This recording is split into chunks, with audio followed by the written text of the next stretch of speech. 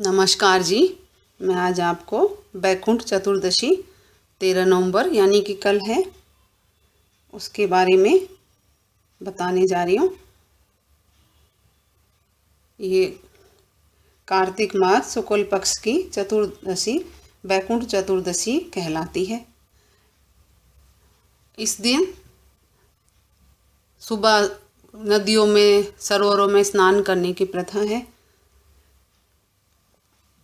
सूर्योदय से पहले। और जो कार्तिक नहाती हैं माताएं बहनें और जो नहीं नहाते वो भी घर में भी थोड़ा बच्चों को बाल गोपालों को खाना वगैरह खिलाते हैं। और भगवान कृष्ण राधा जी या फिर शालिग्राम और तुलसी जी की पूजा होती है। और पितरों के लिए भी है, पितरों का तर्पण होता है, भगवान श्री कृष्ण ने भी किया था। और जो श्राद्धों में आप नहीं कर पाए हैं पितरों का, वो कार्तिक के महीनों तक इंतज़ार देखते हैं पितर। तो आप कार्तिक ख़त्म होने वाला है, नहीं कर पाए तो आप कल अवश्य कर लें, उससे वो प्रसन्न होंगे और आपको आशीर्वाद जरूर देंगे। क्योंकि जब सूर्य अभी भी कार्तिक मास तक भी तुला राशि में है तो तब तक आप ये पितरों का कर सकते हैं। वो श्राद्धों के दिनों से अब तक वो इतने दिनों तक इसी इंतजार में रहते हैं, किसी ने नहीं किया हो तो करें। और पितृदोष भी इसको कल आप करोगे, पितरों के निमित्त कुछ भी तर्पण जो भी आप करना चाहें, श्राद्ध वगैरह जो भी आप करें, उससे वो प्रसन्न होंगे और सारे दोष मिट जाएंगे। और बैकुंठ चतुर्दशी जैसे कि नाम से ही है कि बैकुंठ का द्वार खुला होता है। जिसकी किसी की मृत्यु हो जाए वो भी सीधा बैकुंठ जाएगा। आप व्रत करोगे तो उसका भी बहुत फल मिलेगा। इसमें भगवान शिव की और भगवान कृष्ण की पूजा की जाती है। और कार्तिक का महीना है इसलिए इसका और भी महत्व बढ़ जाता है। नरक चतुर्थी थी जो दिवाली पे उस पे पड़ी थी, उसमें यमराज की करते हैं। और दिवाली के अब 15 दिन बाद ये आई है बैकुंठ चतुर्दशी। उसमें बैकुंठपति भगवान श्री विष्णु की पूजा की जाती है। यह तिथि वरुण देव या व्यापित ग्रहण करनी चाहिए। सूर्योदय से पहले पहले ही आप स्नान वगैरह कर ले। स्नान विधान प्रातःकाल स्नान आदि निवृत्त होकर दिन भर व्रत रखना चाहिए। और रात्रि को भगवान विष्णु की पूजा करनी चाहिए। पूरे विधि विधान से भगवान की पूजा करनी चाहिए, भोग लगाना चाहिए, प्रसाद ग्रहण करना चाहिए। प्रसन्न मुद्रा से आप प्रसन्न रहे उस दिन पुष्प दीप चंदन आदि सुगंधित पदार्थों से आरती करें, धूप दीप नैवेद्य करें।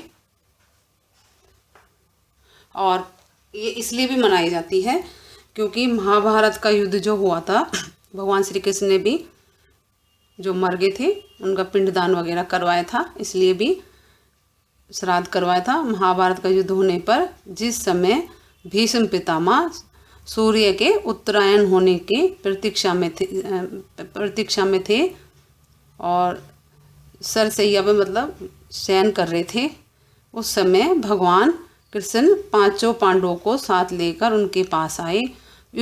उपयुक्त अवसर जानकर युधिष्ठिर ने भीष्म पितामह से प्रार्थना की कि आप हमें राजधर्म संबंधी उपदेश देने की कृपा करें।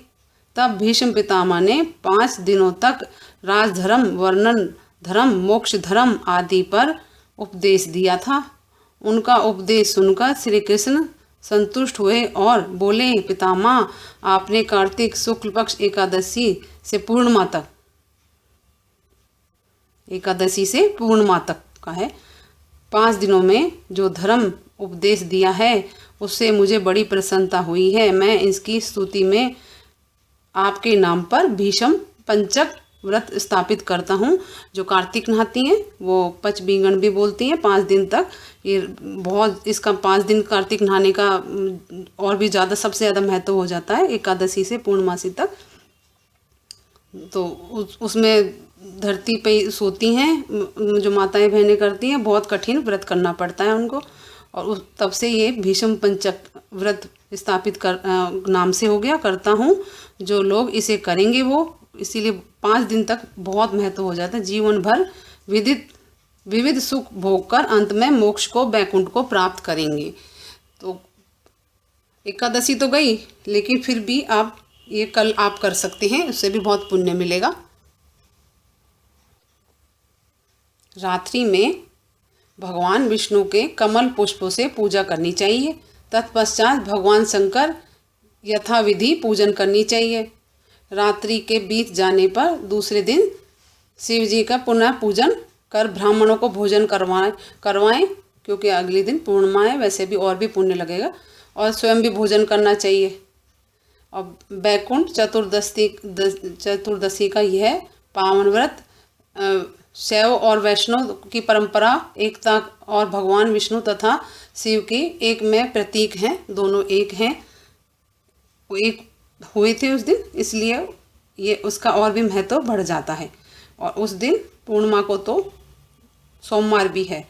लेकिन अब मैं आपको इनकी एक कथा है वो कहने जा रही हूँ। एक बार भगवान श्री विष्णु देवादिदेव महादेव की पूजन करने के लिए काशी आए। यहाँ मणिकर्णिका घाट पर स्नान करके उन्हें 1000 स्वर्ण कमलों से भगवान विश्वानंद मतलब शिव जी का पूजन का संकल्प किया। ये आप सुने पहले, स्वर्ण कमल, सोने की कमल। और भगवान का अभिषेक के बाद किया उन्होंने। अभिषेक के बाद जब वह पूजन करने लगे तो शिव जी ने उनकी भक्ति की परीक्षा के उद्देश्य से एक कमल पुष्प कम कर दिया, छुपा लिया उन्होंने। भगवान श्री हरि को अपने संकल्प की पूर्ति के लिए 1000 कमल पुष्प चढ़ाने थे।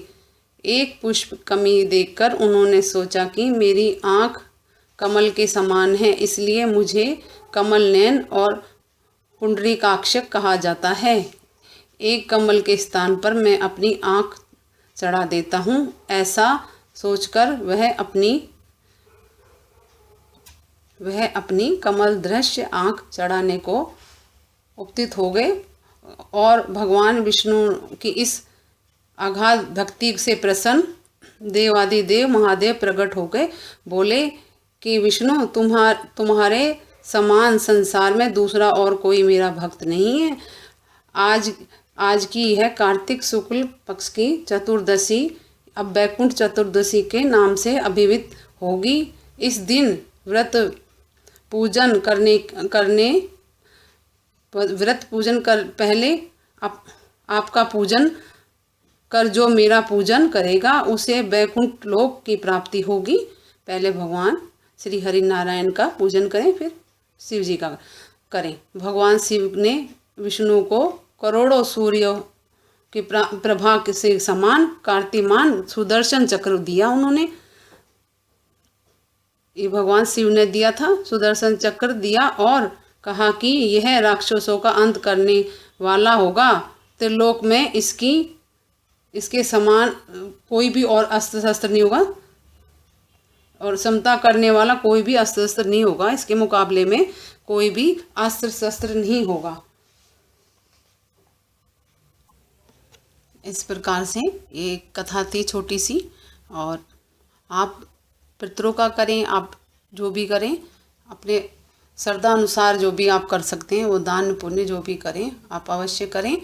और मेरे चैनल शुभ लाभ को लाइक करें, सब्सक्राइब करें, शेयर करें। नमस्कार जी।